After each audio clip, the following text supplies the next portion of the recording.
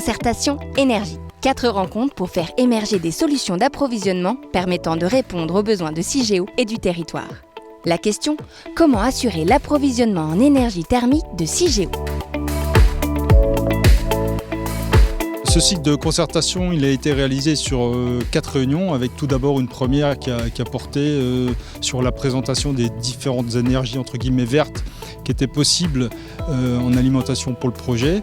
Et ensuite se sont dégagées à l'issue de cette première réunion de lancement des grandes idées du territoire pour ensuite essayer de ressortir un ou deux scénarios préférentiels qui combinent donc les besoins de Cigéo et qui combinent les besoins du territoire pour ensuite les étudier d'une manière un peu plus approfondie, sous forme à nouveau de groupes de travail en avançant bien entendu dans le projet, de telle manière à faire émerger une solution pérenne pour Cigéo et pour son environnement. Les participants à la conférence de lancement ont retenu 3 sources d'énergie à privilégier et à étudier plus précisément. Le bois de chauffage, le biogaz par méthanisation et la récupération de chaleur sur le territoire. En complément du scénario de référence de l'ANDRA, la concertation a fait émerger 2 scénarios préférentiels à étudier. Une chaufferie centralisée avec pour énergie principale la biomasse et la récupération de chaleur, et également plusieurs unités de méthanisation et réseaux de gaz. 2 scénarios complémentaires qui offrent de véritables opportunités au territoire. Il y a effectivement une volonté affichée par Cigéo d'accompagner l'économie locale. Les projets tels que la méthanisation sont des vraies opportunités pour nous, d'un point de vue agronomique et d'un point de vue de diversification de ressources financières. Nous sommes uniquement à l'heure actuelle producteurs de charbon de bois. Et quand on fabrique du charbon de bois, on a de l'énergie, donc de la chaleur en excédent. Et ça, on aimerait pouvoir le valoriser. Et surtout, on a à peu près 6000 tonnes de déchets de connexes de scierie. Nous, c'est plutôt une sacrée opportunité de pouvoir valoriser donc cette chaleur et ces déchets de bois, clairement. Après, ça va nous permettre de créer quelques emplois. Donc forcément, c'est bénéfique pour le secteur.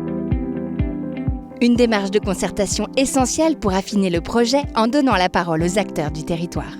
Et moi, ça me rassure parce que je me dis, on implante un gros projet, un énorme projet industriel, national, voire international, avec une phase de concertation, d'échange en amont et qui correspond à la façon dont je vois les choses. C'est-à-dire, on ne nous impose pas des choses toutes faites. Et le sujet de l'énergie est vraiment quelque chose d'important à mon sens. Ça participe à la fois à consolider le projet, à faire des choses, je pense, plus intelligentes.